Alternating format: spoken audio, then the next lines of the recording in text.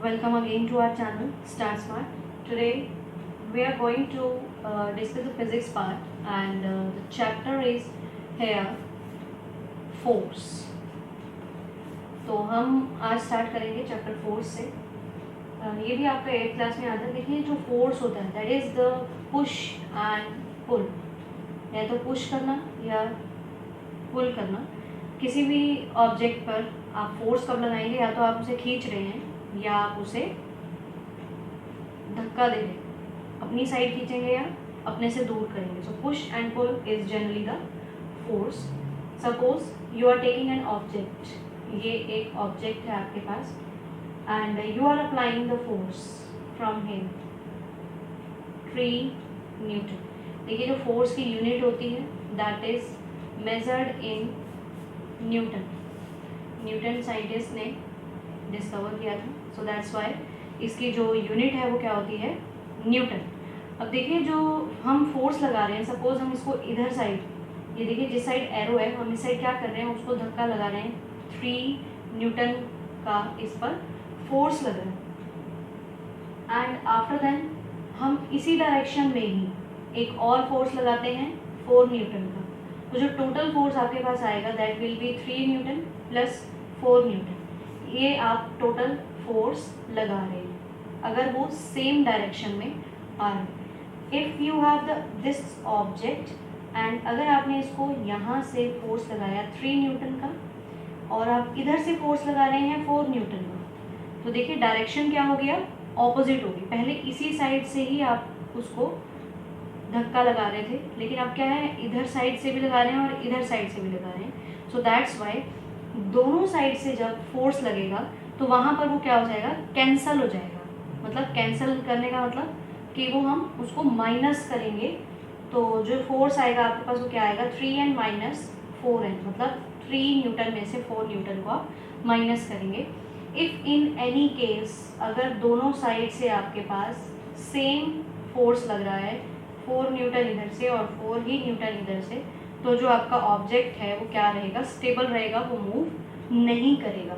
Because आप दोनों side से एक जैसा फोर्स लगा रहे हैं तो वो वहीं पे कंडीशन उसकी क्या रहेगी, वो वहीं पे स्टेबल हो जाएगा, वहाँ से हिलेगा नहीं. Because of the same force from 2 direction, और you can say 2 opposite direction. Force से क्या क्या हो सकता है.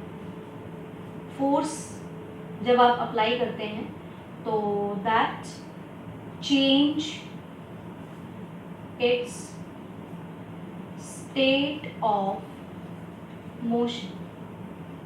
सपोज कोई ऑब्जेक्ट है वो इधर जा रहा है, तो अगर आप उसको और धक्का देंगे और फोर्स देंगे तो वो और उधर जाएगा, मतलब इधर से. अगर आप उसको रिवर्स में देंगे तो उसकी मोशन की जो डायरेक्शन है, स्टेट है, वो क्या हो जाएगी, चेंज हो जाएगी. एंड सेकेंड पॉइंट में देखिए आपको बता रहा है कि वहाँ पर क्या हो जाएगा, डायरेक्शन भी क्या हो जाएगी, मोशन की चेंज हो जाएगी.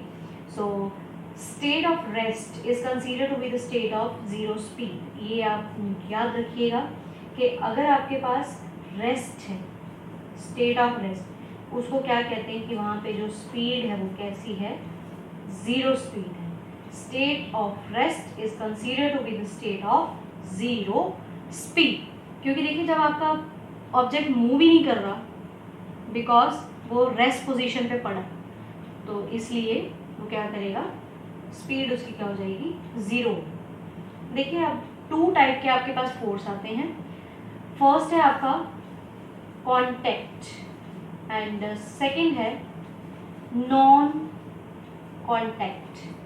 देखिए नाम से ही समझ में आ रहा है, कॉन्टैक्ट मतलब एक दूसरे के कॉन्टैक्ट में आना, और नॉन कॉन्टैक्ट एक दूसरे के कॉन्टैक्ट में नहीं आना, तब भी वो एक्ट करता है. और तो हम एग्जांपल देख लेते हैं. First friction. फ्रिक्शन देखिए एक ऐसा फोर्स है जो कॉन्टैक्ट फोर्स का एग्जाम्पल है.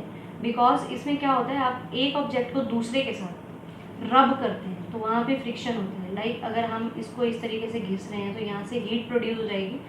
तो अगर ये आप फोर्स फ्रिक्शन में कर रहे हैं तो ये क्या होगा, कांटेक्ट, मतलब आपको एक दूसरे के कांटेक्ट में उसको लाना पड़ेगा. कोई भी चीज़ है वो नीचे मूव कर रही है, अर्थ पे मूव कर रही है, तो उसको मूव करने के लिए क्या चाहिए, फ्रिक्शन चाहिए. Even the human being is moving on road और ऑन फ्लोर, तो वहाँ पे भी क्या है, फ्रिक्शन है. By the force of the friction you can move.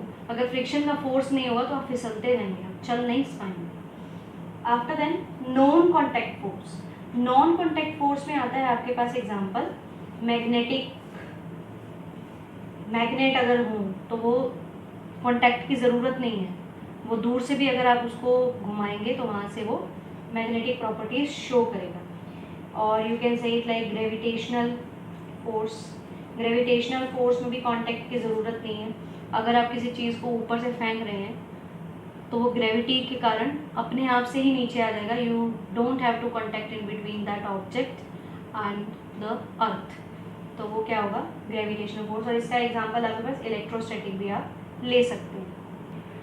अब बात आती है ग्रेविटेशनल फोर्स की. तो जो ग्रेविटेशनल फोर्स है that is having the formula force is equals to capital G m1 m2 divided by r square. देखिए ग्रेविटेशनल फोर्स आपके पास कहाँ से आया है. जो नॉर्मल आपके पास फोर्स होता है, कोई भी दो ऑब्जेक्ट हैं m1 और m2 और इनके बीच का डिस्टेंस है r. तो फोर्स क्या है, m1 के डायरेक्टली प्रोपोर्शनल है, वही फोर्स m2 के डायरेक्टली प्रोपोर्शनल है, और वही फोर्स डिस्टेंस के इन्वर्सली प्रोपोर्शनल है. देखिए ये चीज़ थोड़ी सी आपको समझाते हैं कि अगर कोई ऑब्जेक्ट है वो ए पोजीशन पर है, अगर आप यहाँ से फोर्स लगा रहे हैं तो जो पॉइंट पास में होगा, मतलब जिसका डिस्टेंस कम होगा, उस पर फोर्स ज़्यादा लगेगा. Are you getting my point? That कि अगर आप इस ऑब्जेक्ट के नियर हैं तो आप इस पर ज़्यादा फोर्स लगा सकते हैं. इट मीन्स कि डिस्टेंस जब लेस है तो फोर्स आप कैसा लगा सकते हैं, मोर. तो इट मीन्स कि जो फोर्स है और डिस्टेंस है वो आपस में क्या होंगे, इनवर्सली प्रोपोर्शनल.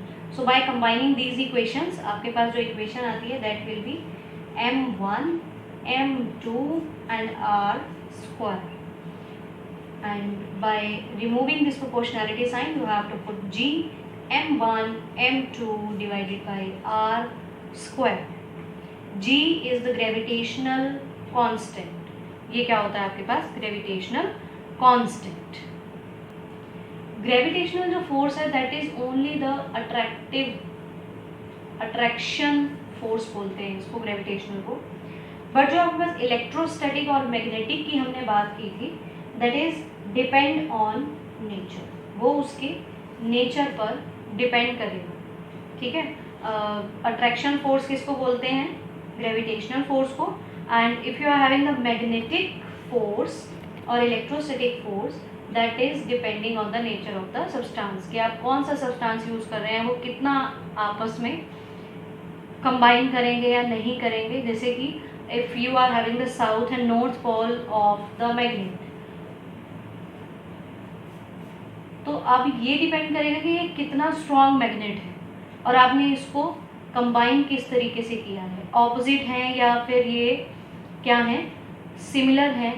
तो वो डिपेंड करेगा कि वो ज्वाइन करता है या नहीं करता. So that is depending on the nature. But जो आपके पास ग्रेविटेशनल है that is only the attraction force. And एक आता है आपके पास small g, that is gravity.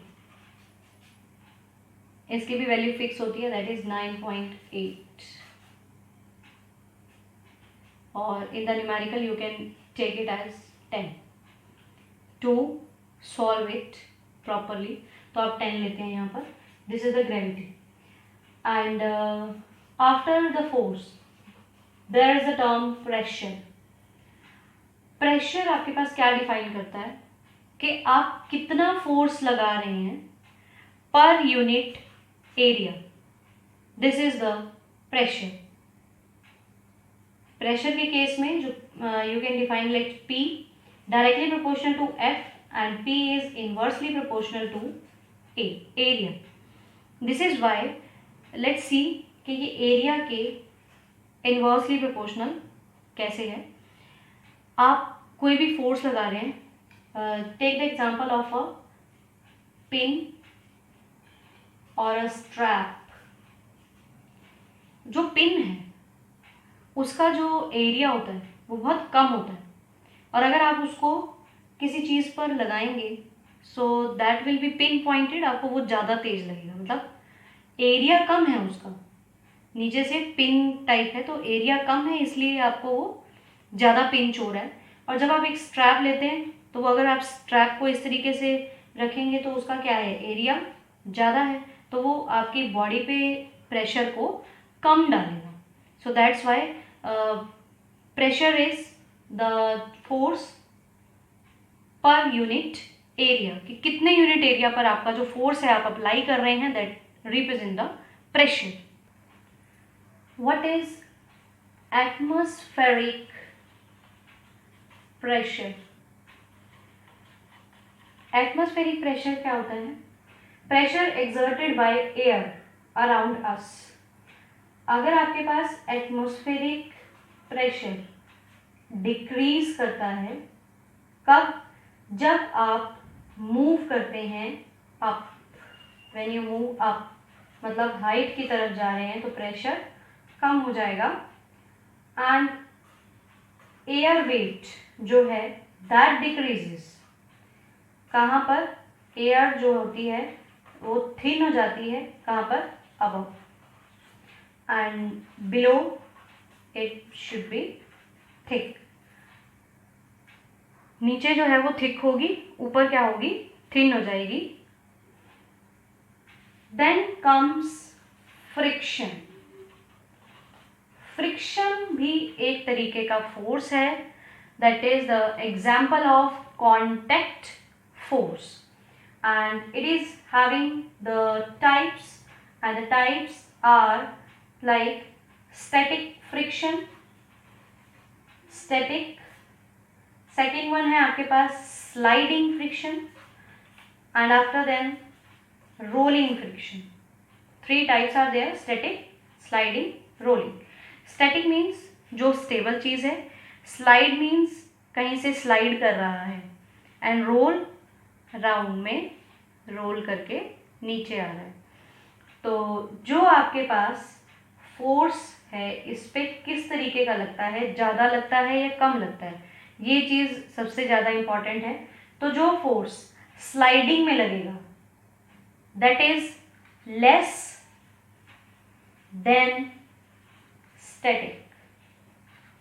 देखिए आपने देखा होगा कि अगर आप कहीं भी नीचे उतर रहे हैं, मतलब कहीं भी नीचाई है, तो आप वहाँ पर जल्दी से मूव करते हैं तो फोर्स को कम लगाना पड़ता है. तो यहाँ पर स्लाइड स्टैटिक से क्या होगा? Less than static force. और रोलिंग में बात करें तो that is less than sliding force. तो यहाँ पे जो फोर्स आपको लगाना पड़ेगा वो कैसा होगा? Less than sliding. तो जब भी आपकी कोई भी ऑब्जेक्ट लेते हैं, अगर वो रोल कर रहा है, रोलिंग कर रहा है, तो दैट रोलिंग रिड्यूस फ्रिक्शन, वो फ्रिक्शन को रिड्यूस कर देगा.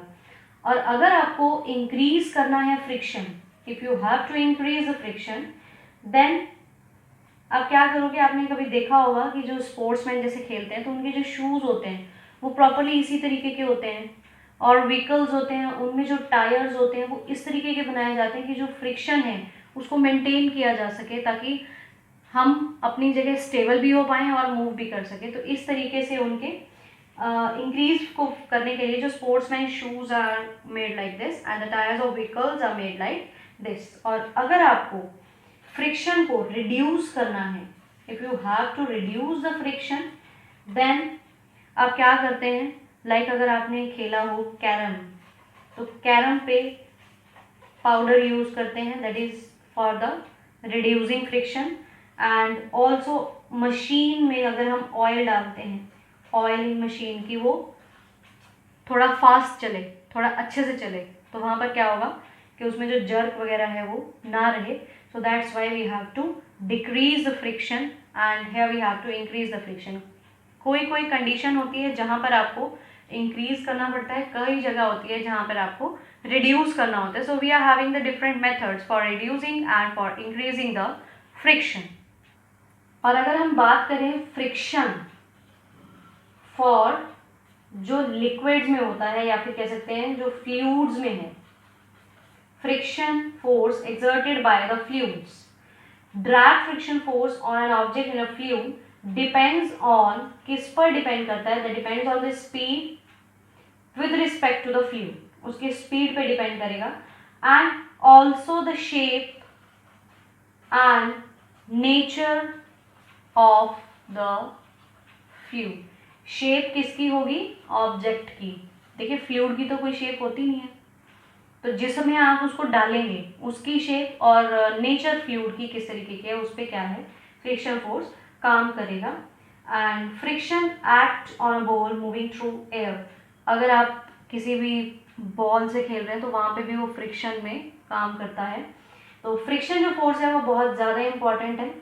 इवन इन आर वॉकिंग, अगर हम चल रहे हैं ऑन रूफ तो वहाँ पे भी फ्रिक्शन फोर्स है. Without friction we can't move. So it's about your force, pressure and friction. In the next class we will move further in the physics. So keep watching.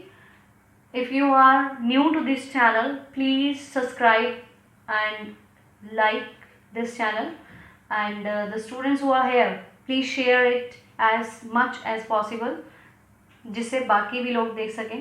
Thank you so much for watching. Till then good bye.